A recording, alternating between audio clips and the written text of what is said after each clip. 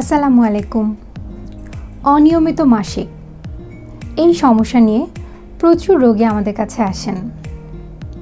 কেউ কেউ এসে বলেন, ম্যাডাম আমার গত 3 থেকে 4 মাস মাসিক হচ্ছে না, প্রায় এরকম 3-4 মাস পর পর মাসিক হয়। কেউ বা এসে বলেন, ম্যাডাম আমার 1 মাসে 2 বার মাসিক হচ্ছে। আবার কেউ কেউ বলেন মাসিক রেগুলারই হচ্ছে, কিন্তু দুটো মাসিকের মধ্যবর্তী যে সময়টা সেই সময় অনিয়মিত ব্লিডিং হচ্ছে। কেউ কেউ বা বলেন সহবাসের পরে রক্ত যাচ্ছে।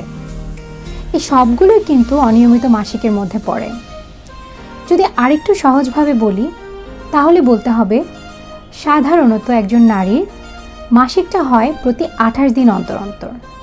আমরা বলে থাকি 22 থেকে 35 দিন, অর্থাৎ কারো যদি 22 দিন থেকে 35 দিনের মধ্যে এবং এই দূরত্বে মাসিক হয় তবে সেটা স্বাভাবিক। তাহলে 21 অথবা তার আগে অথবা 35 দিন অথবা তার পরপর যদি কারো মাসিক হয়, এই দুটোকেই কিন্তু আমরা অনিয়মিত মাসিক বলছি। অনিয়মিত মাসিক নিয়ে অনেকে অনেক দুশ্চিন্তায় ভোগেন।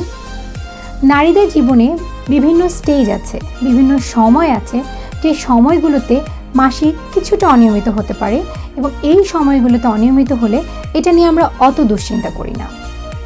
এই সময়গুলো তাহলে কখন? প্রথমত, যখন একজন নারীর মাসিক শুরু হয়, অর্থাৎ যেটাকে আমরা মেনার্কি বলে থাকি, প্রথম দিকে দেখা যায় মাসিকটা অতটা নিয়মিত থাকে না। হয়তো এখন মাসিক হলো, 2 মাস বন্ধ থাকলো, আবার হয়তো 2 মাস পরে হলো, অথবা মাসে 2 বার হলো।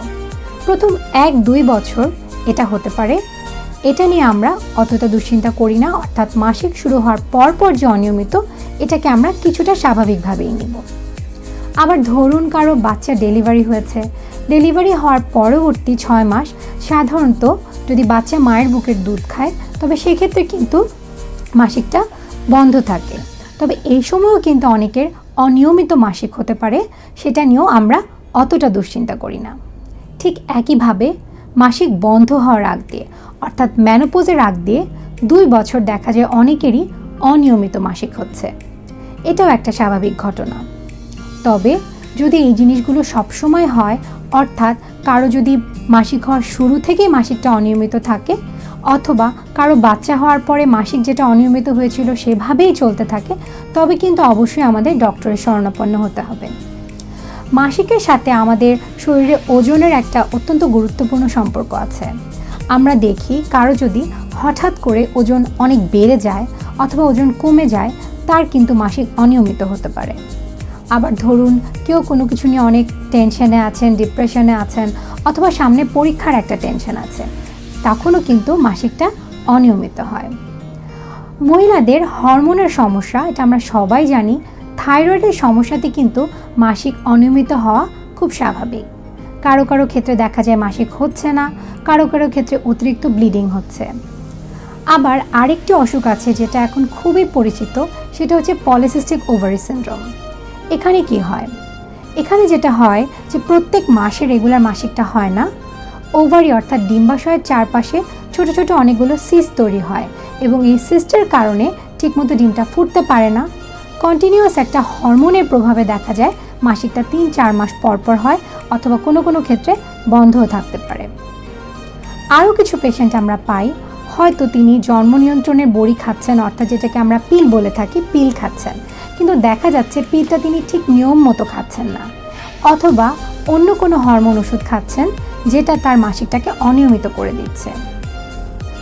অনেক পেশেন্ট আমাদেরকে বলেন যে ম্যাডাম আমার দুটো মাসিকের মধ্যবর্তী যে সময়টা, এই সময়টাতে অনিয়মিতভাবে ব্লিডিং হচ্ছে। এটার কারণ কি? এটার কারণ সাধারণত দেখা যায় লোকাল ফ্যাক্টর, অর্থাৎ জরায়ু অথবা জরায়ু মুখের কোনো সমস্যা থাকলে এ ধরনের অনিয়মিত ব্লিডিং হতে পারে। জরায়ুর মুখে যদি কোনো ইনফেকশন থাকে অথবা জরায়ুর ভিতরে কোনো ছোট্ট পলিপ থাকে, সেগুলো কিন্তু অনিয়মিত মাসিকের একটা অত্যন্ত গুরুত্বপূর্ণ কারণ। অনিয়মিত মাসিক হলে আমরা কি করতে পারি? অনিয়মিত মাসিকের এই নানা কারণ অবশ্যই অত্যন্ত চিন্তার একটা বিষয়, এবং যদি মাসিকটা অনিয়মিত থাকে স্বাভাবিকভাবে আমরা দুশ্চিন্তাগ্রস্ত হয়ে যাই। মাসিক একজন নারীর জন্য অত্যন্ত সিগনিফিক্যান্ট একটা জিনিস। যেমন ধরুন একজন নারী গর্ভবতী হয়, একজন নারীরই মাসিক হয়।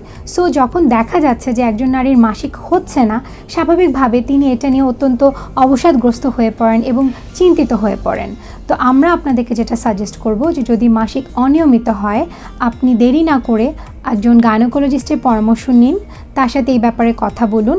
হয়তো হরমোনের ছোট কোনো একটা সমস্যা অথবা পলিসিস্টিক ওভারি সিনড্রোম, এটার জন্য হয়তো আপনার মাসিকটা অনিয়মিত হচ্ছে। সেক্ষেত্রে আমরা যেটা করব, কিছু টেস্টের মাধ্যমে আমরা মাসিকটাকে সমস্যাটা থেকে দেখে আপনাদেরকে সেই অনুযায়ী ট্রিটমেন্ট দিয়ে এই সমস্যা থেকে আপনাদেরকে মুক্তি করতে পারবো। আমাদের ভিডিওটার মেইনলি উদ্দেশ্য হচ্ছে আপনাদেরকে সচেতন করা যে অনিয়মিত মাসিক নিয়ে আমরা দুশ্চিন্তা করব না, আমরা এই ব্যাপারে সচেতন হব, আমরা যেন দ্রুত ডক্টরের শরণাপন্ন হই। ধন্যবাদ।